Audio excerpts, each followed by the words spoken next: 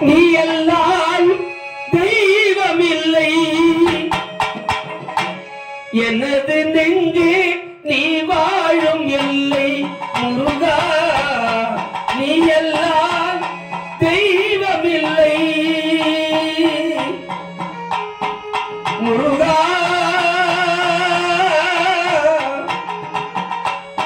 முருகா முருகா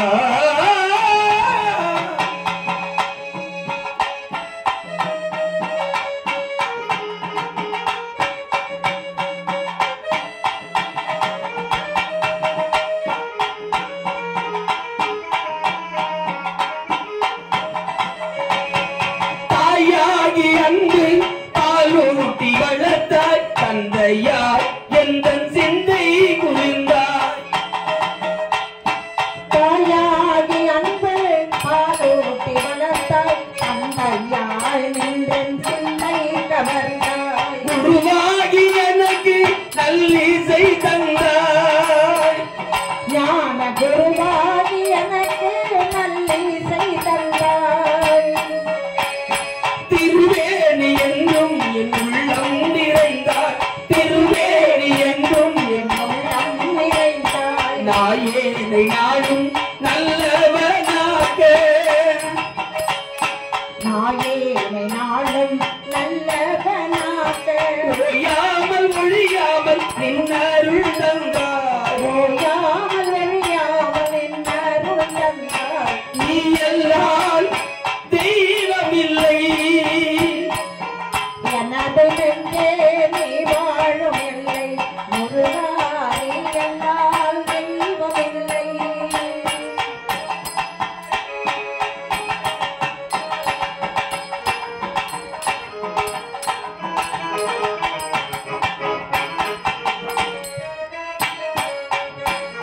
பாயார பாடி மனமாற நினைந்து வணங்குவதொன்று வாழ்நாளில் இன்பம் வாயார பாடி மனமான நினைந்து வணங்கிடலே எந்தன் வாழ்நாளில் இன்பம் வாயார பாடி மனமாற நினைந்து வணங்குவதொன்று வாழ்நாளில் இன்பம் தூயா முருகா மாயோன் மருகா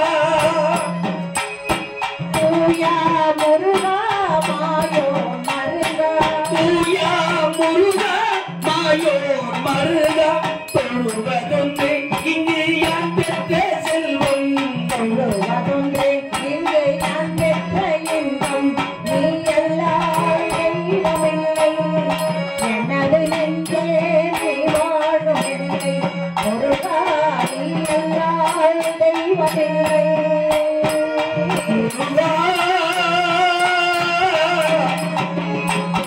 முருகா முருகா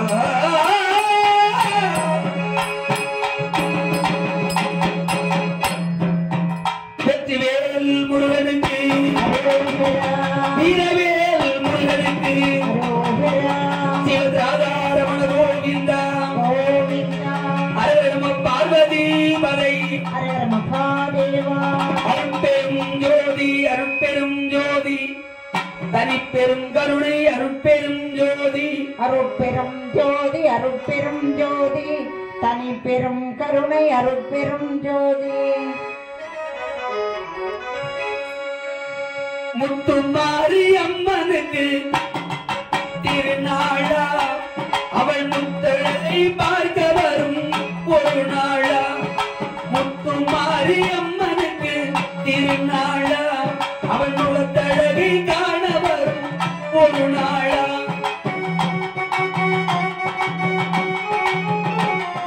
சித்திரை போ மாலையிலே தோரணமாம் சித்திரை போ மாலையிலே தோரணமாம் அவள் சிங்கார தேவி வர கோபலமாம் முத்து மாரி அம்மனுக்கு திருநாளா அவள் முகத்தழகை காண வரும் ஒரு நாளா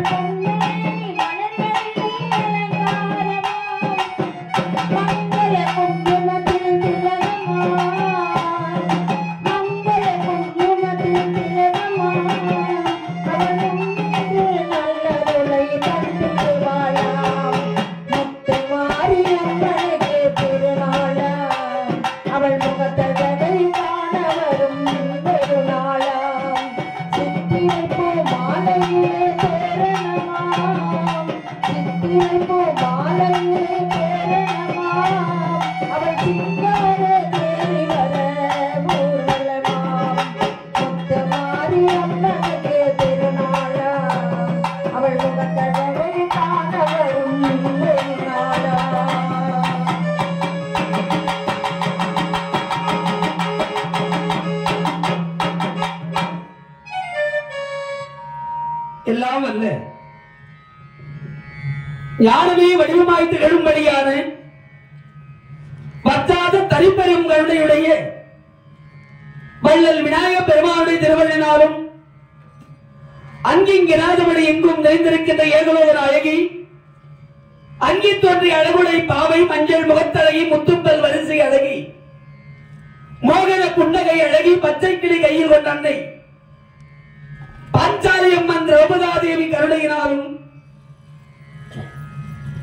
பகவான் கண்ணபிரான் அருள் கருணையினாலும் நினைத்தாலே முக்தி தரும் திரு அண்ணாமலை உடனுரை உண்ணாமலை அம்மனுடைய பெயரினாலும் நம்முடைய அற்புதம் நிறைந்த வேலூர் மாவட்டம் காட்பாடி வட்டம் வள்ளிமலை அடுத்த மேல்பாடி கிராமஸ்தலம் நீவா நதிக்கரையில் கோவில் கொண்டு எழுந்தருளை அல்பாதித்து வரும் அருள்மிகு கிருஷ்ண பாண்டவர் சமேத திரௌபதி அம்மன் ஆலயத்துடைய அக்கினி வசந்த பெருவிழா துவங்கி இன்றைய தினத்திலே 14வது நாளாக அற்புதமான தலைப்பாக விராடபுரம் அடைதலும் கீசகன் வதையும் விராடபுரம் அடைதலும் கீசகன் வதையும் என்று சொல்லக்கூடிய அற்புதமான இன்றைய தலைப்பு இனிதே தொடங்குகிறது. அன்பு பெரியவர்களே, நம்முடைய மேல்பாடி கிராமஸ்தலம் சின்ன கீசுகுப்பம், சோமநாதபுரம், பெரிய கீசுகுப்பம், மலைக்கு மேல்புறம், கோட்டநத்தம், கோயிலெட்டியூர், சிவபுரம், சின்ன வழிமலை, சரவணபுரம், எம்ஜிஆர் நகர் அனைத்து கிராம பொதுமக்கள் அனைவரையும் வணங்கி பத்தவாடி கிராமத்தினுடைய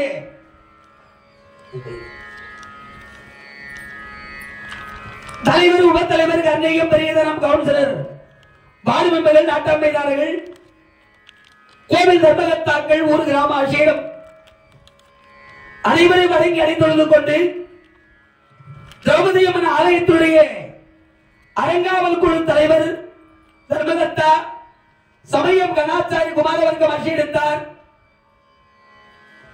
ஆலயத்தின் அனைத்து காப்புதாரர்கள், உபயதாரர்கள், ஆலய அர்ச்சகர், பம்பை ஆசிரியர், ஒளி ஒளி அமைப்பாளர், மங்கள இசையாளர்கள், பெரிய மேலதாரர் அனுதினமும் அன்னதான பெருவிழாவை இறுதியை செய்து வரும்படியான அன்னதான குழுவினர் அனைவருக்கும் வணக்கத்தை தெரிவித்து இன்றைய விராடபுரம் அடைதலும் கீழ்ச்சகன் வதையும் என்று சொல்லக்கூடிய தலைப்பை உபயோகம் நடத்தி கொண்டிருக்கின்ற பெரிய கேசகுப்பம் மதிப்பிற்குரிய வி பரமசிவம் ஐயா அவர்கள், விஜயகுமாரி அவர்கள், ஜே ரவி வேண்டா அவர்கள், செங்கல் வியாபாரம் இந்த குடும்பத்தின் சார்பாக இன்றைய உபயம் இறுதி நடைபெற்றுக் கொண்டிருக்கிறது.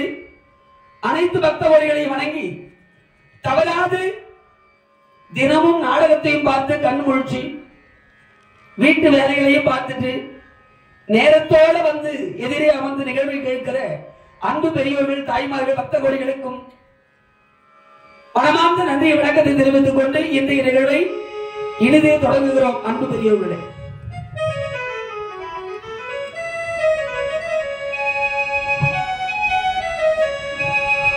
பரிச்சித்து மகனே ஜனமேதையா கேளும். நேற்றைய தினத்தில் பாண்டவர்கள் 5 ராஜாக்களும் வனத்திலே வாழ்கிற பொழுது அர்ஜுன பெருமான் பாசுபதக்கரை பெற்று திரும்பி வந்தார். அவர் வந்த பிறகு பீமல் பாஞ்சாலி அம்மையோரோடு வாழ்கிற அந்த காலத்திலே புஷ்ப யாத்திரை சென்று பாஞ்சாலி அம்மையார் கேட்ட பொற்றாமரை மலரை கொண்டு வர குபேர உலகம் சென்று அங்கே அற்புதமான 10,000 யானை பலம் படைத்த மணிமாலனை வதம் செய்து பொற்றாமரை மலரை கொண்டு குபேரனுடைய அருளோடு அற்புதமாக வனம் வந்து சேர்ந்தார்கள். அதைத் தொடர்ந்து தூர்வாச முனிவர் 12,000 பிராமண பெரியவர்களோடு வருகை தந்து உணவு கேட்டு அட்சய பாத்திரம் சாப்பிட்டு முடிச்சாச்சு. என்ன செய்வது என்று தெரியாமல் பகவானை வரவழைத்து பகவான் கருணையினாலே மைத்ரேயர் தூர்வாசுடைய சாபத்திலிருந்து பாண்டவர்கள் தப்பினார்கள். அர்ஜுன பெருமானோடு பாஞ்சாலி அம்மையார் வாழ்கிற காலம் அமிர்த மகரிஷிக்கு சொந்தமான வனத்திலே அருந்துவிட்ட நெல்லிக்கனியை திரும்ப ஒட்ட வேண்டுமானால் பாண்டவரை தங்களுடைய மனதை உள்ளதை மறைக்காமல் பேசுங்கள் என்று சொல்ல நமஸ்காரம் சாமி. நமஸ்காரம்.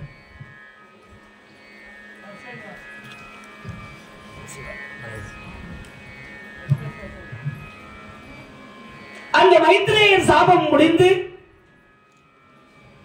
அமிர்த மகரிஷிக்கு சொந்தமான அந்த வனத்திலே பாண்டவர்கள் தங்களுடைய மனதிலே உள்ள கருத்துக்களை எடுத்து சொல்ல அருந்துவிட்ட நெல்லிக்கரை சற்று உயர்ந்து உற்றது சொன்னால் அற்றது பொருந்தும் என்ற வகையில் அருந்துவிட்ட நெல்லிக்கரை மீண்டும் போய் அங்கு ஒட்டியது. அதன் பிறகு பாண்டவர்களை அழிக்க துரியோதனன் காலமா முனிவர் கள்ளி காடு அபச்சார வேள்வி செய்வதில் வல்லவர், அவரை கொண்டு பாண்டவர்களை அபச்சார வேள்வி செய்து அழித்து விடலாம் என்று எண்ணி துரியோதனன் எண்ணினார். கடைசியில் அந்த பூதமானது பாண்டவர்களை தேடி வர யமதர்ம ராஜா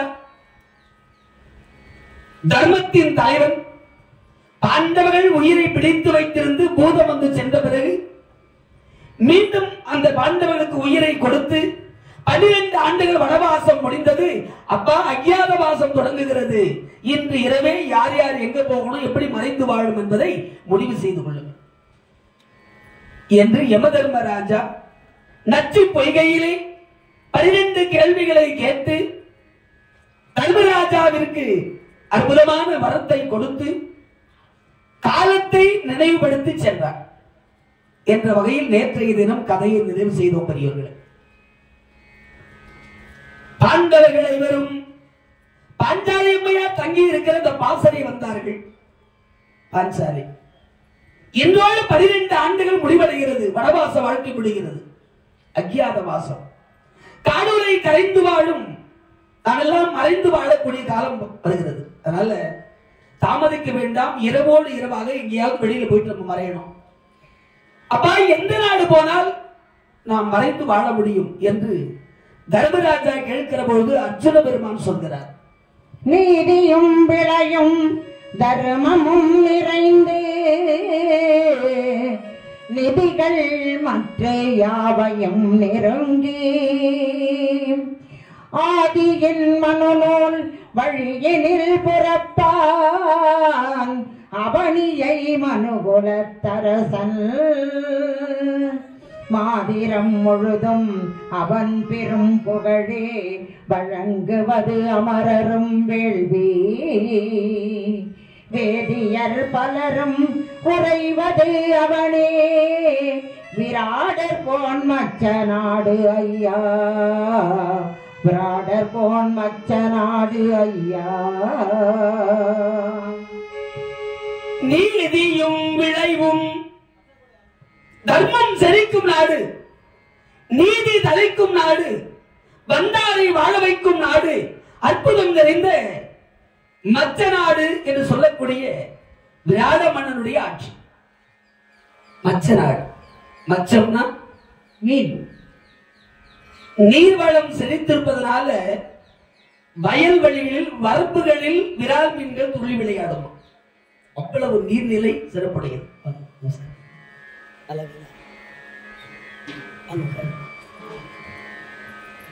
அதனால வந்தவரை ஆதரிக்கும் அற்புத நாடு மச்ச நாடு.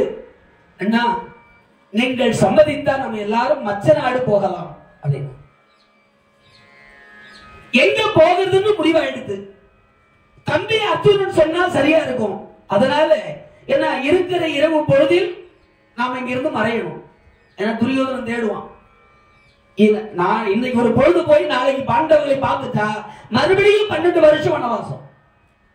அதனால நம்ம ஜாக்கிரதையாகணும். உடனே புறப்படணும். இரவோடு இரவாக பாண்டவர்கள் பாஞ்சாலி அம்மையார் புறப்பட்டு பயணம் செய்து மச்ச நாட்டினுடைய எல்லை பகுதி வந்து சேர்கிறார்கள். தென் திசையில அந்த எல்லையில் ஒரு மயான பூமி. அந்த மயான பூமியிலே ஒரு காளிகாதேவி ஆலயம். இந்த ஆலயத்தின் அருகில் ஒரு வன்னி மரம். அந்த மரத்தடியில வந்து எல்லாரும் உட்கார்ந்தாங்க. அப்பா ஒரு வழியா மச்ச நாட்டுக்கு வந்துட்டோம். யார் யார் என்ன வடிவத்தில் சபையில போய் ஒளிந்து வாழ்வது, நம்ம என்ன வேஷம் போடுவது, எப்படி மறைந்து வாழ்வது? அண்ணா முதல்ல நீங்க எப்படி போக போறன்னு சொல்லுங்க, அதுக்கப்புறம் நாங்க பேசுறோம். தம்பி நான் என்ன பண்ணுவேன், எனக்கு தெரிஞ்ச ஒரே தொழில் ஜாதகம் பார்க்கறது தான். இதை தவிர வேற என்ன பண்ணுவார் அவர்?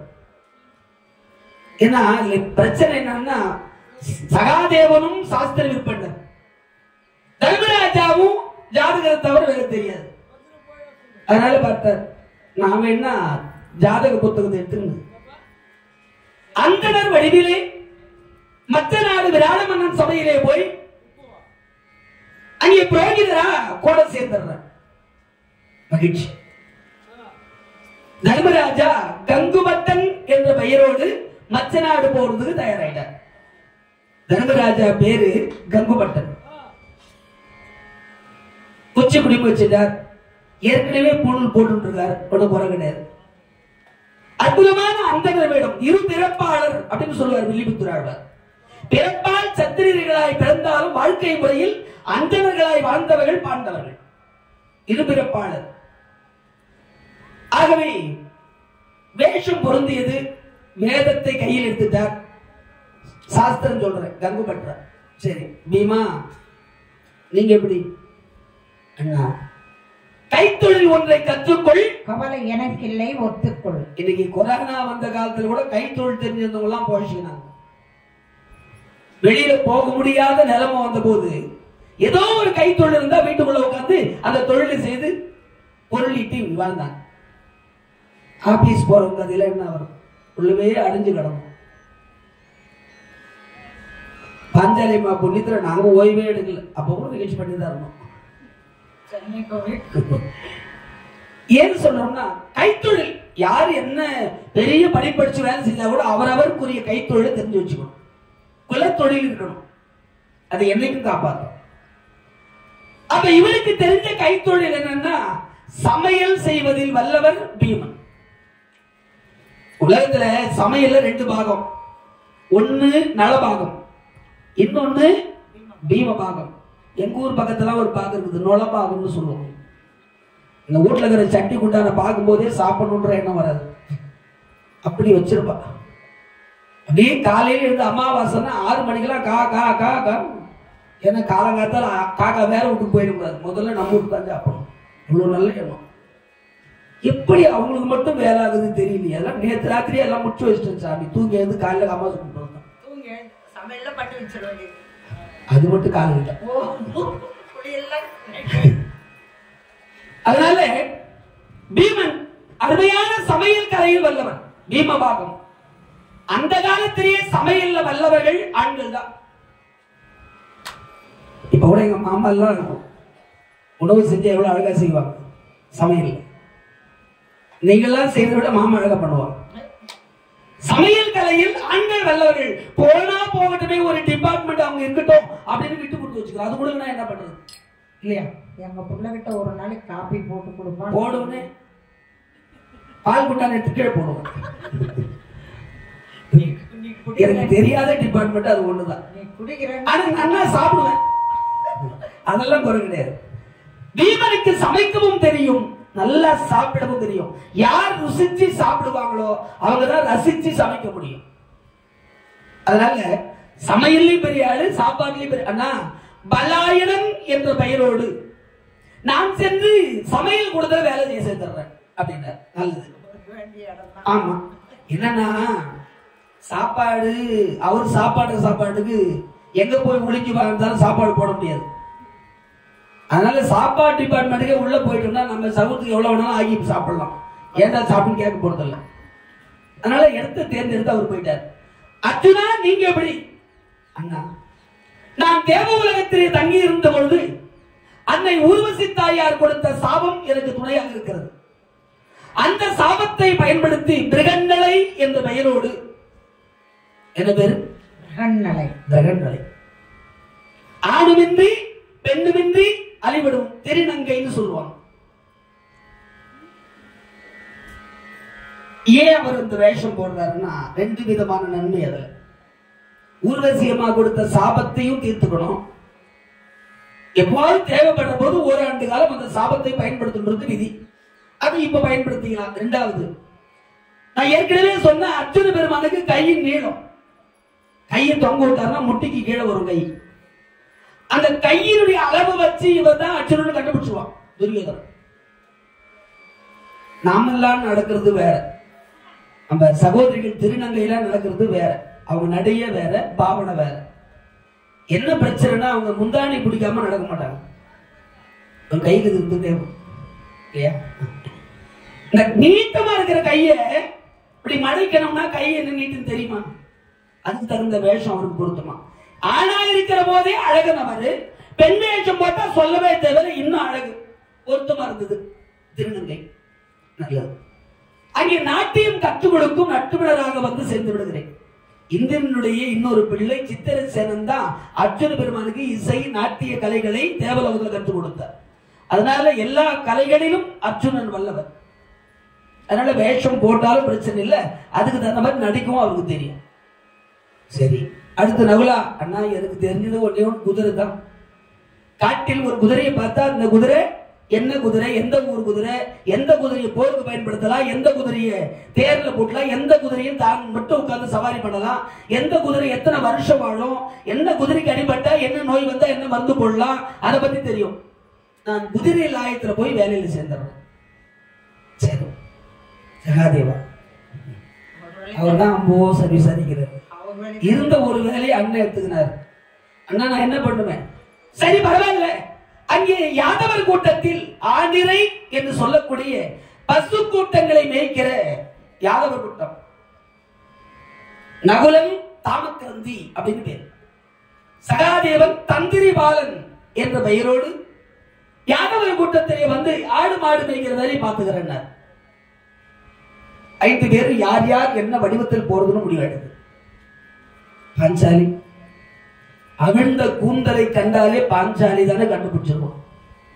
நீ என்ன பண்றது? கவலைப்படாதீங்க. அந்த அம்மா ஒரு தொழில் வச்சுக்கிறாங்க. அந்த காலத்திலேயே பியூட்டிஷியன். அவங்க ஒப்பனை கலையில் பாஞ்சாலி அம்மையார் கை தேர்ந்தவர்கள். மேக்கப் போடுறது, கொண்டை அலங்காரம் பண்றது, ஆடை அலங்காரம் பண்றது, இதெல்லாம் பாஞ்சாலி அம்மையார் நடிச்சுக்கிறதுக்கு ஆள் கிடையாது இந்த காலத்திலேயே. அதனால வண்ணமகள் என்ற இன்னொரு பெயர் உண்டு அந்த அம்மாவுக்கு.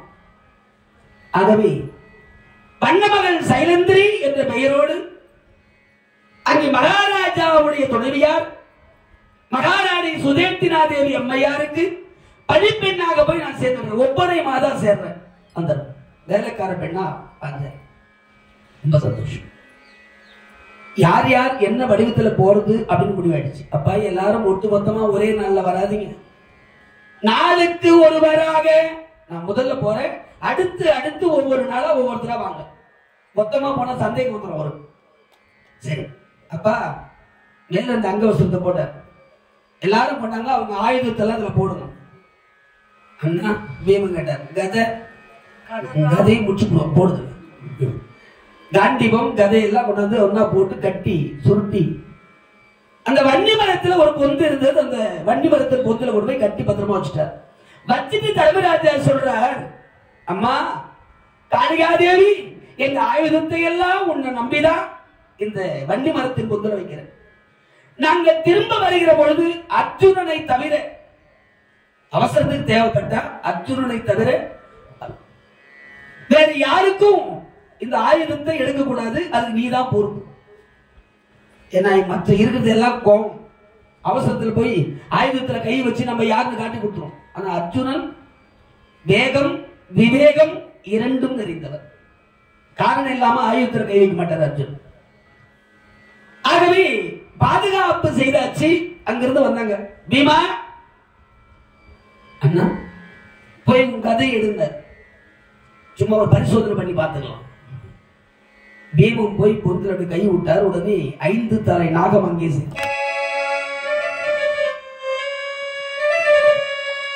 அண்ணா பாம் பாம் பாம் முடியாத பாம் போடுறாங்க. அதே பாம் என்றால் படையும் நடுங்க. 5 தலை நாகம் படம் எடுத்து ஆடுகிறது அந்த ஆயுதத்துக்கு மேல. அம்மா நான் அழைத்தேன் என்ற ஒரு காரணத்துக்காக என் ஆயுதத்துக்கு இப்பவே அந்த காவலா உட்காந்துட்டியம்மா. ரொம்ப சந்தோஷம்.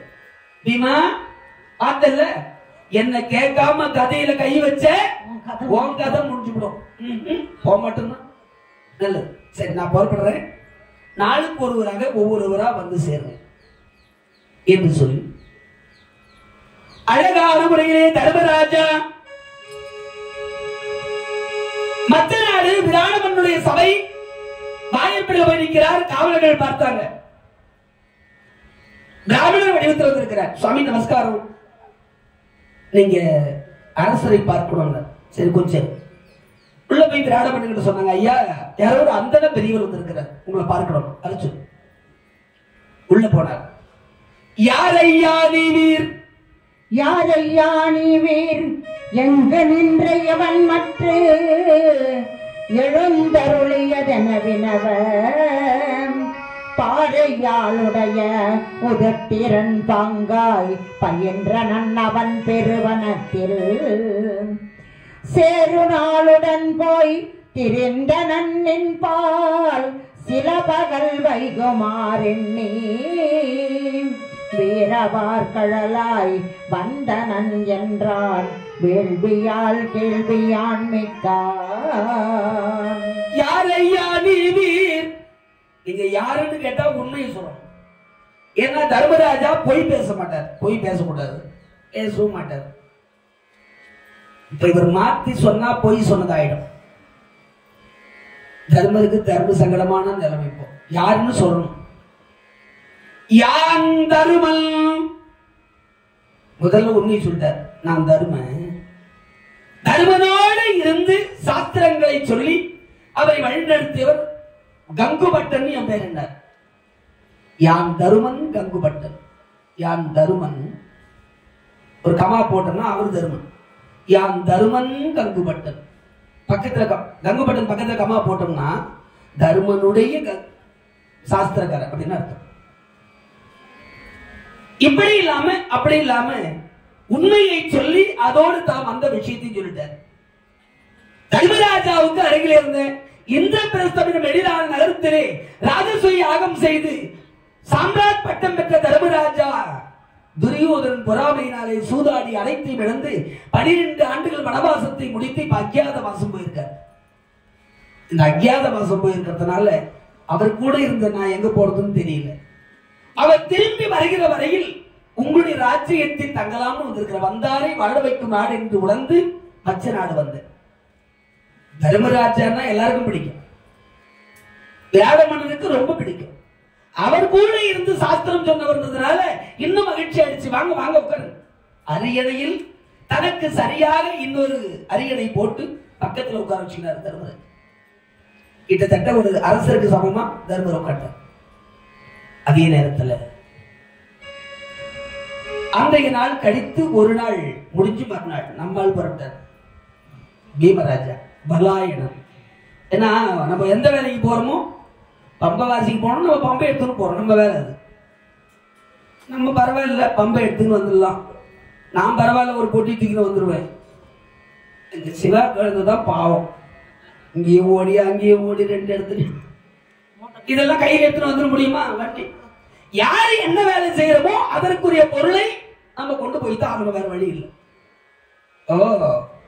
அழகான முறையில ஒரு கடாய் ஒண்ணு கையில் எடுத்துக்கிறார், 2 ஜல்லிக்கரண்டி. அப்பெல்லாம் சமையல்காரங்க வேலைக்கு போறாங்கன்னா சைக்கிள்ல முதல்ல ஒரு கடாய் எடுத்து காலையே கட்டிடுவாங்க. எத்தனை வீட்டுக்காரர் கேட்பாரு, மாப்பிள்ள என்ன விசேஷமா இன்னைக்கு? அப்பெல்லாம் என்ன ஊருக்கு போறேன்னு கேட்பாங்க, இப்ப எந்த சத்தத்துக்கு போறேன்னு கேக்குறாங்க. ஏன்னா வீட்டுல கல்யாணம் கிடையாது, எல்லாம் சத்தத்து கல்யாணம் ஆகி போச்சு.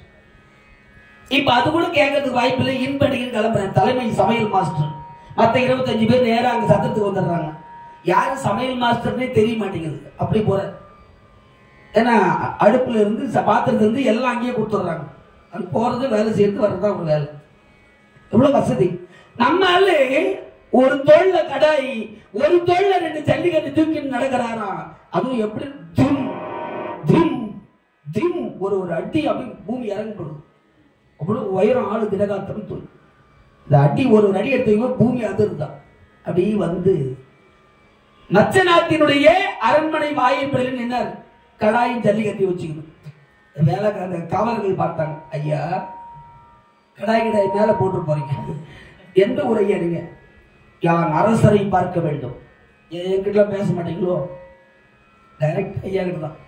சரி சரி மகாராஜா, யாரோ ஒரு சமையல்காரர் வந்திருக்கிறார். அப்படியா? வர சொல்லு. உள்ள போனார்.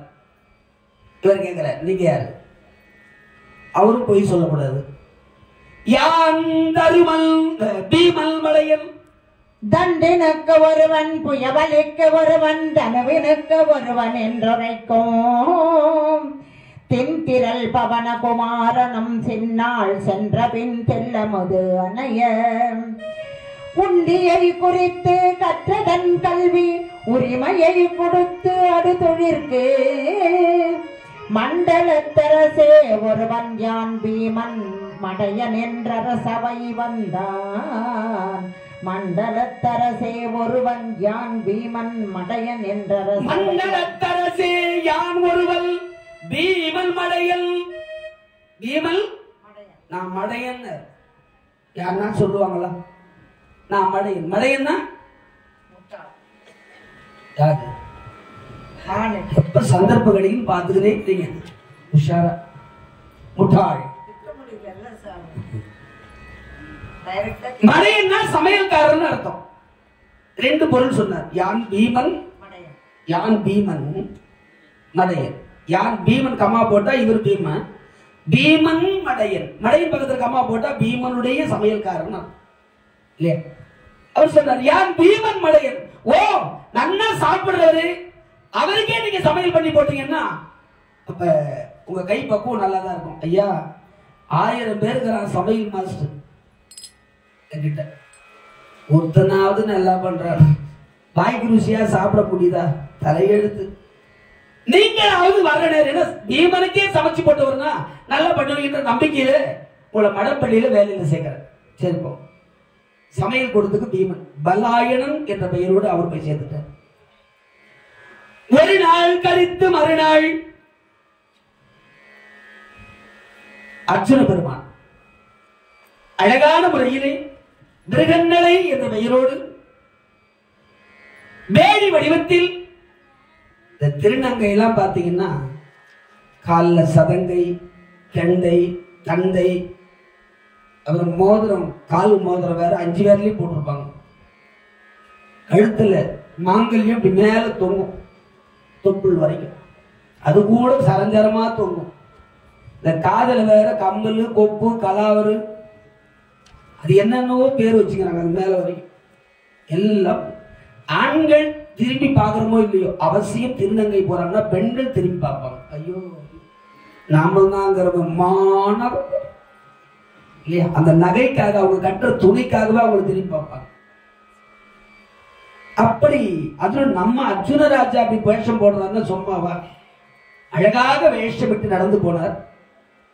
பாயப்பிரில போய் நின்ற உடனே அந்த பாவனை பார்த்தோன்னா ஐயா, ஐயான்னு கூப்பிடுறதா உங்க அம்மானு கூப்பிடுவான்னு கேட்டேன். காவல்காரன் நீங்க அம்மானே கூப்பிடுவாங்க, தப்பு இல்லை. மகாராஜா யாரோ ஒரு அம்மா வந்திருக்கிறாங்க. அம்மாவா ஐயாவான்னு தெரியல, நீங்க பாத்துங்க வர சொல்லு. உள்ள போனார். யார் நீங்க? மாயவின் மதலை சென்று கண்டதற்பின் மற்ற நாள் ஒற்றை வெண் கவிகை. வாயுவின் மதலை பீமன் போய் சேர்ந்ததுக்கு அப்புறம் ஒரு நாள் கழிச்சு மறுநாள் சேயொளி மகுட சென்னியான் இருந்த பேரவை சிறப்புறச் சென்று தூய வெண்பொறி நூல் முனிதிருக்கடலில் ஒரு புடை தொய்தர தலை சாய்த்து ஏய வெஞ்சிலைக்கை அர்ஜுனன் கோயில் இருப்பதோர் வேடினான் என்றான். அர்ஜுனன் கோயில் இருக்கும் வேடினான் என்றான். யான் அர்ஜுனன். அவங்க யாரும் பொய் சொல்லல. அவங்க உங்க பேரை முதல்ல சொல்லிட்டாங்க.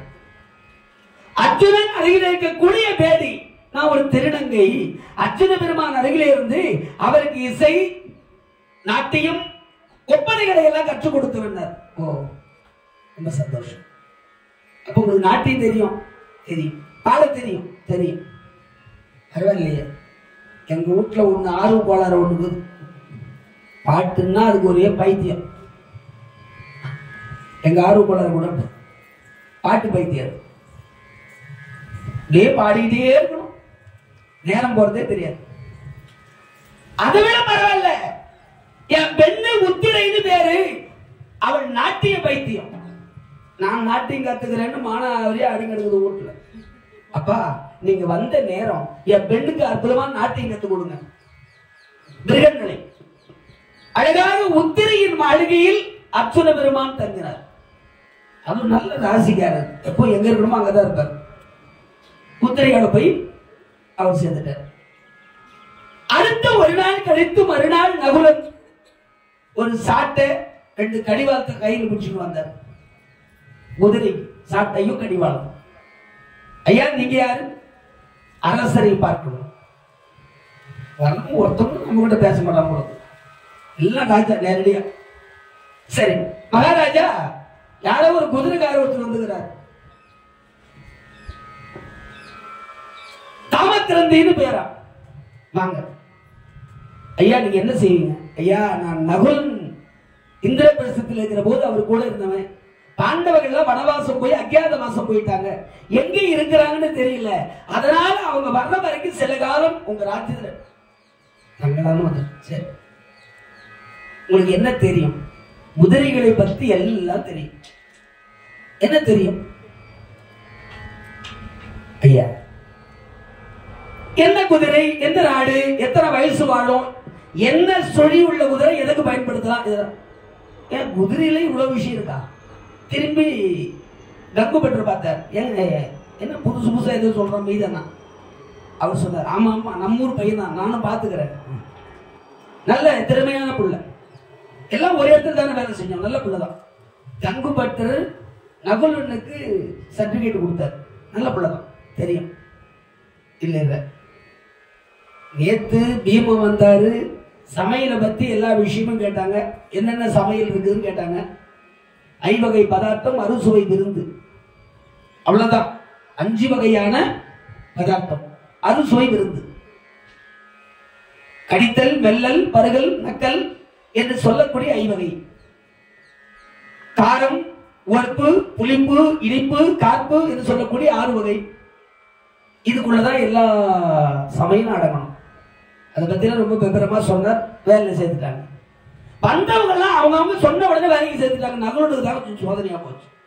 குதிரையை பத்தி இவ்வளவு விஷயம் சொல்றியே, எங்க நாட்டுல ஒரு அடங்காத குதிரை இருக்குது. யாருக்கு அடங்குறது இல்ல? நெருப்பை கக்கும் பார்வையுடைய குதிரை, அடங்காத குதிரை.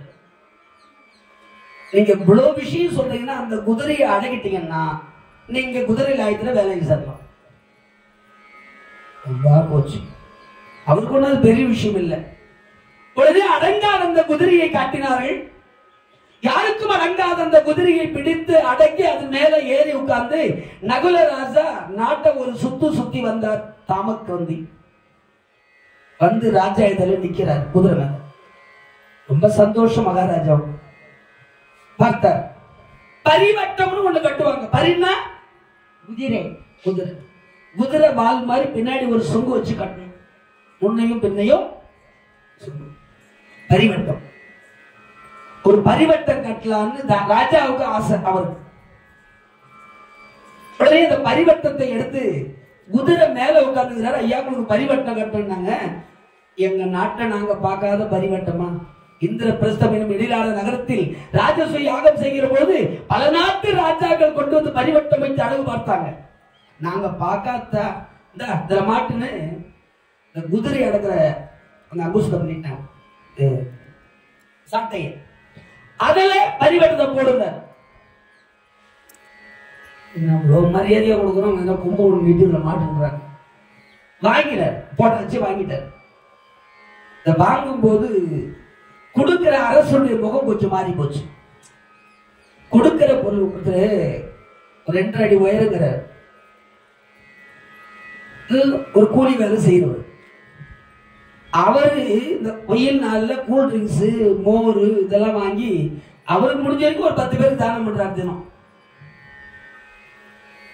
இன்னைக்கு பார்க்க யூடியூப்ல போட்டுக்கலாம். தம்மா துடுக்கிறாரு பாவம். அவர் போய் கையில வாங்கி ஒரு பை போட்டு மாட்டிக்கின்னு எல்லாரும் வந்தாங்க கொடுத்துக்கிறாரு.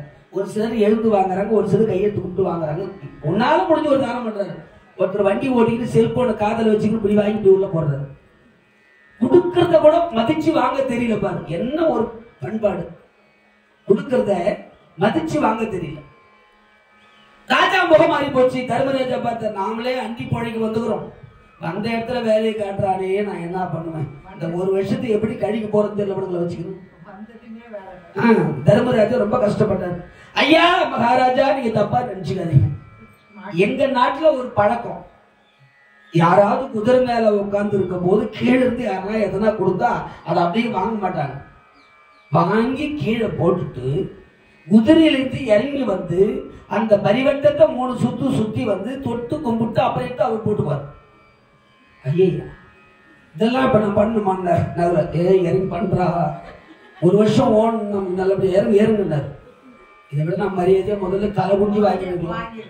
குதிரை விட்டு இறங்கி வந்தார். பரிவட்டத்தை சுத்தி வந்தார். தொட்டு கும்பிட்டு எடுத்து தரமார் அப்படி வச்சுக்கோ. இதே மாதிரி நடந்துக்கு 1 வருஷத்துக்குன்னா பண்ணுவோம். தலை ஒரு பக்கம் இருந்தா கூட இருக்கிற வாளுகளை அடக்க முடியல. எங்க பேரு கேட்டு கொடுங்க, அதுக்கு பாக்குறேன். சரி தம்பி 1 வருஷம், ஏன்னா மறுபடியும் 12 வருஷம் ஞாபகத்தில் வச்சுக்கோ அப்படின்னு பார்வையால் உணர்த்தினாரா? பேசல, பார்க்கிற பார்வையால் நகலுக்கு உணர்த்தினார். உடனே நகலுடன் வாங்கி போட்டாங்க. குதிரை லாயத்துல அவரு தலைவரா போய் சேர்ந்துட்டார். அடுத்து ஒரு நாள் கழித்து மறுநாள் ஒரு உச்சி குடுமி, ஒரு வளைந்த கோல், ஒத்தக்கல் கடுக்க, நெத்தி நிறைய நாமம் திரும்ப சாத்திட்டார் சகாதேவர். தந்திரிபாலன் என்ற பெயரோடு அரண்மனைக்கு வந்தார். யார் நீங்க? ஆர்கொல் என்ன அரண்மகன் உடனோர் ஆசனத்திருந்த பூபதியை சீருற வேறோர் விலகினால் வணங்கி செப்பினன் அன்ன